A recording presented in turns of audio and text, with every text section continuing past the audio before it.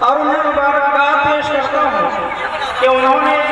یہ خوبصورت کانفرنس منعقد کیا اور اس کے لیے تگودو کیا اور دنوں رات ایک کر کے اس کانفرنس کا انعقاد کیا۔ مجھے امید ہے کہ یہ اصلاحی معاشرہ کانفرنس یعنی معاشرے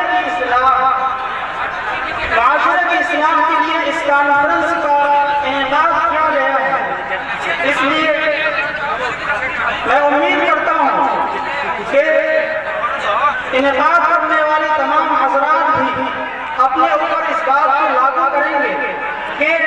معاشرے میں جو بگاڑ ہے، جو خرابیاں ہیں، اس کی شروعات اور اس کو ختم کرنے کی اور اس کو مٹانے کی شروعات سب سے پہلے وہ اپنی ذات سے شروع کریں گے۔ اور مجھے یہ بھی امید ہے کہ جب نوجوانوں نے اس کا بیڑا اٹھایا ہے تو انشاءاللہ اس میں انقلاب آئے گا اور بدعات، خرافات اور معاشرے میں پھیلی ہوئی برائیاں انشاءاللہ ختم ہوں گی۔ اس لیے کہ مقامی روح جب بیدار ہوتی ہے جوانوں میں، مقامی روح جب بیدار ہوتی ہے جوانوں میں، نظر آتی ہے ان کو کوئی منزل آسمانوں میں، نہیں تیرا نشیمن قصر سلطانی کے گنبد پر، تو شاہی ہے بسیرا پہاڑوں کی چٹانوں میں۔ لہٰذا جب نوجوانوں نے اتنی ہمت دکھائی ہے تو امید ہے کہ انشاءاللہ ہمارے معاشرے سے برائیوں کا خاتمہ ہوگا، بگاڑ کا خاتمہ ہوگا۔ میرے محترم بزرگوں اور دوستوں، میں ان چند تمہیدی کلمات کے بعد چند پیغام دے کر آپ حضرات سے رخصت ہونا چاہتا ہوں۔ میں سب سے پہلے آپ حضرات کو اولاد کے متعلق ایک پیغام دینا چاہتا ہوں۔ میرے محترم بزرگوں اور دوستوں، اولاد اللہ تبارک و تعالیٰ کی بہت بڑی نعمت ہے اور یہ نعمت کے ساتھ ساتھ اللہ تبارک و تعالیٰ کی طرف سے ایک امانت بھی ہے۔ اس لیے اللہ کے نبی صلی اللہ علیہ وسلم نے ان کے متعلق چند احکام اور چند ہدایات ہیں۔ میں ان احکام اور ان ہدایات کو آپ حضرات کے سامنے رکھنا چاہتا ہوں۔ اللہ کے نبی صلی اللہ علیہ وسلم نے ارشاد فرمایا، حق الولد علی والدہ ان یحسن اسمہ ویحسن ادبہ، کہ باپ پر بچے کا اور بیٹے کا یہ حق ہے کہ وہ اس کا اچھا نام رکھے اور اس کو تربیت کرے اس کی اور اس کو اچھا ادب سکھلائے، اس کو اخلاق سکھلائے۔ میرے محترم دوستو، اچھا نام کیا ہو سکتا ہے اس کے بارے میں اللہ کے نبی صلی اللہ علیہ وسلم ہی کی حدیث سے رہنمائی ملتی ہے۔ اللہ کے نبی صلی اللہ علیہ وسلم نے ارشاد فرمایا، ان احب اسماءکم الی اللہ عبد اللہ وعبد رسول، کہ تمہارے ناموں میں سے اللہ کا سب سے زیادہ پسندیدہ اور محبوب نام عبداللہ اور عبد الرحمن ہے۔ اسی طریقے سے دوسرے حدیث میں اللہ کے نبی صلی اللہ علیہ وسلم نے ارشاد فرمایا، سموا باسماء انبیاء، یعنی تم لوگ اپنے اولاد کے نام اور تم لوگ اپنے بچوں کا نام انبیاء علیہ السلام کے نام پر رکھا کرو، یا پھر ایسے نام رکھو جس کے معنی اچھے ہوں۔ تو ان احادیث سے، ان روایات سے یہ بات معلوم ہوئی کہ اگر اللہ تبارک و تعالیٰ کسی کو اولاد کی نعمت عطا فرمائے، اولاد کی دولت عطا فرمائے، تو اسے چاہیے کہ وہ بہترین نام رکھے، ایسا نام رکھے جس کا معنی اچھا ہو، ایسا نام رکھے جس سے اللہ کی عبادت ظاہر ہوتی ہو، جس سے اللہ کی بندگی ظاہر ہوتی ہو، یا پھر وہ انبیاء علیہ السلام کا نام رکھے جیسے ابراہیم، یوسف، موسیٰ وغیرہ، یا پھر وہ ایسا نام رکھے جس کے معنی اچھے ہوں۔ اس لیے کہ اللہ کے نبی صلی اللہ علیہ وسلم نے اپنے نوازوں کا نام حسن اور حسین رکھا جس کے معنی اچھے ہیں۔ تو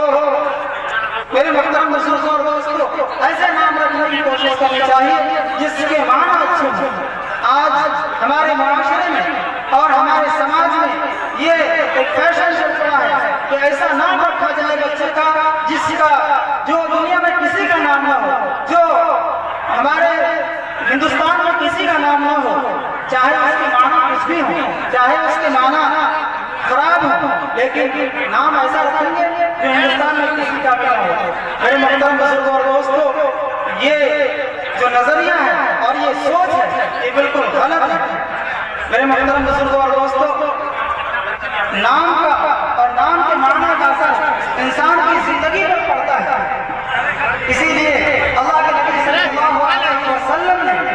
بہت سارے صحابہ کرام کے ناموں کو بدل دیا، ان ناموں کو جن کے معنی صحیح نہیں تھے۔ اسی سلسلے میں حضرت سعید بن المسیب رحمۃ اللہ علیہ فرماتے ہیں کہ میرے دادا حضور پاک صلی اللہ علیہ وسلم کی خدمت میں حاضر ہوئے تو اللہ کے نبی صلی اللہ علیہ وسلم نے پوچھا کہ تمہارا نام کیا ہے؟ تو انہوں نے فرمایا کہ حسن۔ میرے محترم بزرگ اور دوستو، حسن کے معنی ہوتے ہیں سخت زمین کے، حسن کے معنی ہوتے ہیں سخت دل انسان کے۔ تو اللہ کے نبی صلی اللہ علیہ وسلم نے فرمایا کہ تم سہل ہو، یعنی اللہ کے نبی صلی اللہ علیہ وسلم نے یہ مشورہ دیا کہ تم اپنا نام سہل رکھو، لیکن انہوں نے یہ کہا کہ میں اپنے آبا و اجداد کے رکھے ہوئے نام کو بدلنا نہیں چاہتا،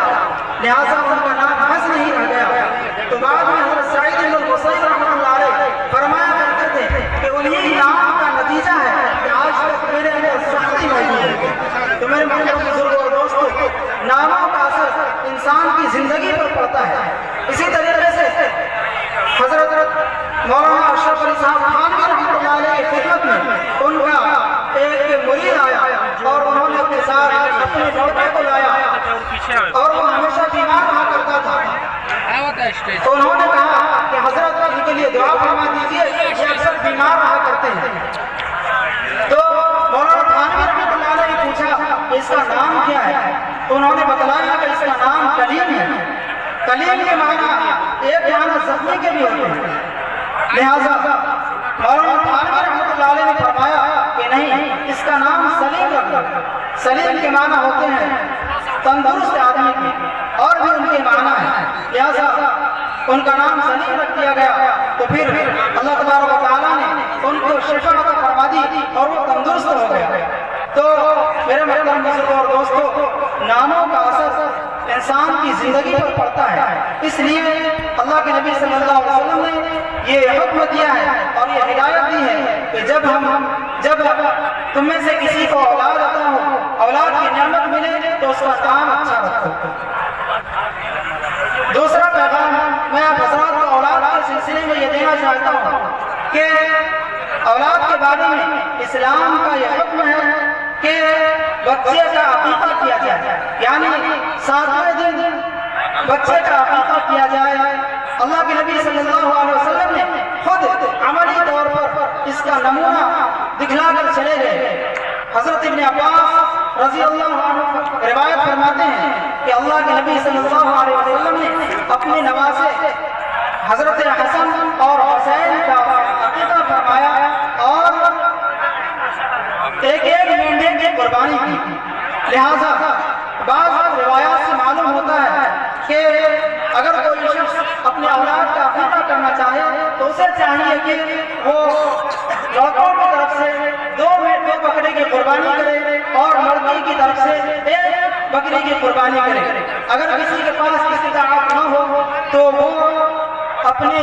لڑکے کی طرف سے بھی صرف 1 بکری کی قربانی کر سکتا ہے۔ میرے محترم بزرگوں اور دوستوں، آج ہم اپنے سماج اور معاشرہ کا جائزہ لیتے ہیں تو ہمیں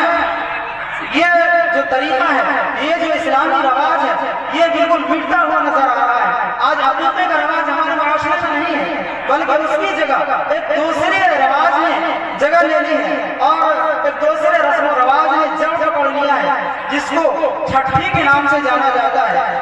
کہ جب اولاد کی پیدائش ہوتی ہے تو پیدائش کے چھٹے دن اس کی چھٹھی کی جاتی ہے اور چھٹھی کے دن نہ جانے کیا کیا عجیب خرافات اور رسم و رواج کو انجام دیا جاتا ہے۔ چھٹھی کے دن مختلف چیزیں بجھائی جلائی جاتی ہیں اور یہ عقیدہ رکھا جاتا ہے کہ اس کی وجہ سے یہ جو چیزیں جل جائیں گی تو اس کی وجہ سے بچے کو یہ چیزیں نقصان نہیں پہنچائیں گی آگے چل کر۔ میرے محترم دوستوں، آج آپ اس مجلس سے عزم لے کر جائیے، یہ پیغام لے کر کے جائیے کہ آپ اپنے بچوں کا عقیقہ کریں گے اور چھٹھی کی جو رسم ہمارے معاشرے میں اور ہمارے سماج میں جڑ پکڑ چکی ہے، اس چھٹھی کی رسم کو ہم اپنے اپنے گھروں سے نکال دیں گے اور اس چھٹی کی رسم کو مٹا کر دم لیں گے۔ میرے محترم بزرگوں اور دوستوں، کیا آپ حضرات ایسا کرنے کے لیے تیار ہیں؟ کیا آپ اپنے بچوں کی چھٹی ضرور کریں گے؟ میرے محترم بزرگوں اور دوستوں، آپ حضرات اس بات کا عزم لے کر جائیں کہ آپ اپنے بچوں کی چھٹی نہیں بلکہ عقیقہ کریں گے۔ آپ اپنے بچوں کا عقیقہ کریں گے اور شوق سے اپنے رشتہ داروں کو، اپنے احباب کو دعوت دیں گے۔ اور میں اولاد کے سلسلے میں ایک تیسرا پیغام دے کر رخصت ہونا چاہتا ہوں۔ وہ پیغام یہ ہے کہ اللہ کے نبی صلی اللہ علیہ وسلم نے فرمایا ہے مَن وُلِدَ لَهُ وَلَدٌ فَلْيُحْسِنْ اسْمَهُ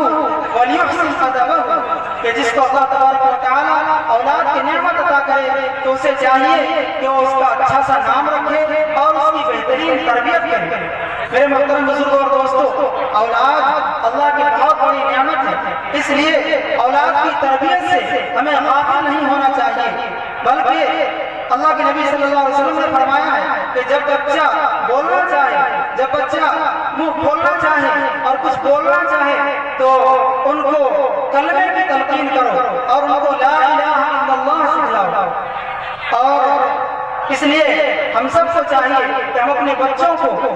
لا الہ الا اللہ سے ان کے بولی کا آغاز کریں، اور جب وہ بولنا شروع کرے تو انہیں لا الہ الا اللہ کہلوائیں ان کی زبان سے۔ اور اللہ کے نبی صلی اللہ علیہ وسلم نے فرمایا ہے اکرموا اولادکم واحسنوا ادبہم، کہ اپنے اولاد کا احترام کرو، اپنے اولاد کی عزت کرو اور ان کو بہترین ادب سکھلاؤ، ان کو حسن ادب سے آراستہ کرو۔ میرے محترم بزرگ اور دوستو، اولاد کا احترام کیا ہے؟ اولاد کا احترام تو یہی ہے کہ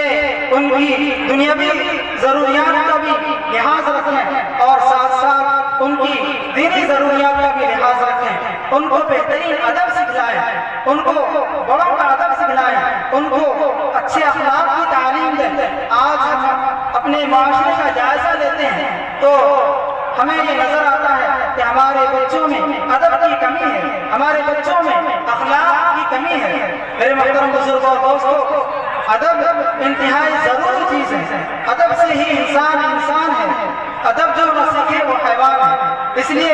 جس بچے کے اندر ادب نہ ہو، جس بچے کے اندر اخلاق نہ ہو، وہ بچہ انسان کے بجائے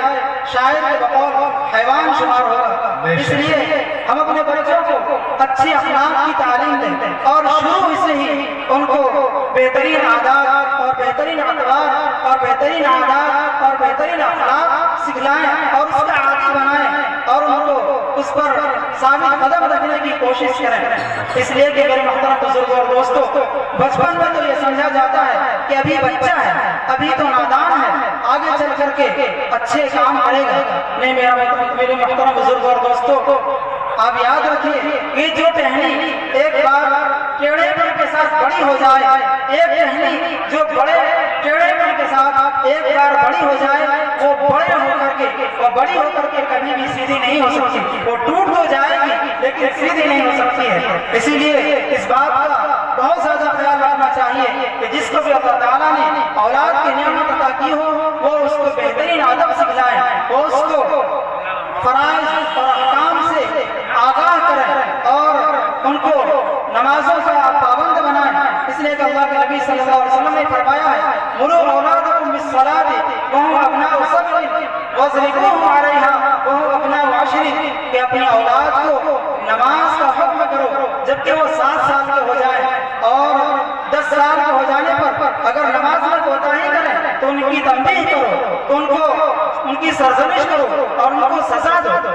میرے محترم بزرگوں اور دوستوں، آج ہم اپنے معاشرے کا اور خود اپنا جائزہ لیں کہ ہم میں سے کتنے لوگ ایسے ہیں جو اس حدیث پر عمل کرتے ہیں اور اپنی اولاد کو 7 سال کی عمر میں نماز کا حکم کرتے ہیں اور 10 سال کی عمر میں اگر وہ نماز نہ پڑھیں تو ان کی سرزنش کرتے ہیں۔ میرے محترم بزرگوں اور دوستوں، اگر اولاد ہماری نافرمانی کرے تو اس سے ہمیں سخت ناراضگی ہوتی ہے، لیکن اگر اللہ کی نافرمانی کرے تو ہمارے کان پر جو تک نہیں رہتی۔ میرے محترم بزرگوں اور دوستوں، یہ جو ہمارا رویہ ہے یہ اس کے اصلاح کی ضرورت ہے اور اس کو درست کرنے کی ضرورت ہے۔ ہم اپنے اولاد کی صحیح تربیت کریں، ان کو شروع سے ہی فرائض کا اور واجبات کا اور اللہ کے احکام کا پابند بنائیں۔ اور ایک بات یہ بھی یاد رکھنے کی ہے کہ میرے محترم بزرگوں اور دوستوں، اپنے اولاد کی دینی تعلیم پر بھی توجہ دیں، اپنے اولاد کو ایسے اسکول میں داخل کروائیں، ایسے اسکول میں ان کا ایڈمیشن کروائیں جس میں ان کا ایمان سلب نہ کیا جاتا ہو، ان کے ایمان پر ڈاکہ نہ ڈالا جاتا ہو، ان کے عقیدے پر ضرب نہ لگائی جاتی ہو۔ آج ہم ایسے اسکول کا انتخاب کرتے ہیں جہاں کے بچے کا رزلٹ بہت اچھا آتا ہے، لیکن یہ غور نہیں کرتے کہ اس اسکول میں ہمارے بچے کے ایمان کا کیا بنے گا، ہمارے بچے کے آخرت کا کیا بنے گا، ہمارے بچے کے عقیدے کا کیا بنے گا۔ میرے محترم بزرگوں اور دوستوں، اسکول کے انتخاب میں اس بات پر بھی غور کرنے کی ضرورت ہے کہ ہم اپنے بچے کو ایسے اسکول میں داخل کریں جہاں پہ ہمارے بچے کا ایمان خراب نہ ہو، ہمارے بچے کا عقیدہ خراب نہ ہو، ہندوانہ رسم و رواج کا وہ عادی نہ ہو جائے اور اس سے وہ متاثر نہ ہو جائے۔ اور اسی طریقے سے ہم اپنے اولاد کو بہترین ادب سکھلائیں اور ان کو بہترین ادب سے آراستہ کریں۔ میں انہی چند پیغام کو آپ حضرات کے سامنے پیش کرنا چاہتا ہوں کہ ایک تو یہ پیغام ہے کہ جب کسی کو اولاد آتا ہو تو اس کا بہترین نام رکھے، اور دوسری یہ پیغام ہے کہ وہ جب اولاد آتا ہو تو چھٹی نہ کر کے ان کا عقیقہ کریں، اور چھٹی کی جو رسم ہے ہمارے معاشرے میں اور ہمارے سماج میں ہے اس کو مٹانے کی کوشش کریں اور اس کو ختم کرنے کی کوشش کریں۔ اور تیسرا پیغام میں آپ کو یہ دینا چاہتا ہوں کہ ہم اپنے بچے کی بہترین تربیت کریں، ان کو اچھا ادب سکھلائیں اور ان کو فرائض و واجبات کا پابند بنائیں۔ میرے محترم بزرگوں اور دوستوں، آج جو مختلف بچوں کی خودکشیوں کی خبر آ رہی ہے کہ فلاں بچے نے خودکشی کر لی، فلاں بچے نے اپنی جان کو ختم کر لی، اس کی وجہ کیا ہے؟ وجہ یہ ہے کہ ہم نے ان کو یہ نہیں بتلایا کہ جان اللہ کی نعمت ہے، جان اللہ کی امانت ہے، اس کو ہم اپنی مرضی سے ختم نہیں کر سکتے۔ تو یہ اسلامی تعلیمات کی کمی کا نتیجہ ہے کہ آج یہ سب برائیاں ہمارے سماج میں دیکھنے کو مل رہی ہیں۔ اللہ تعالیٰ سے دعا فرمائیں کہ اللہ تعالیٰ ہم سب کو صحیح سمجھ عطا فرمائے اور اپنے بچوں کی صحیح تربیت کرنے کی توفیق عطا فرمائے۔ آمین وآخر دعوانا الحمدللہ۔ اللہ اکبر کبیرہ، ماشاءاللہ ماشاءاللہ۔ یہ تھے عالی جناب مفتی توقیر عالم صاحب۔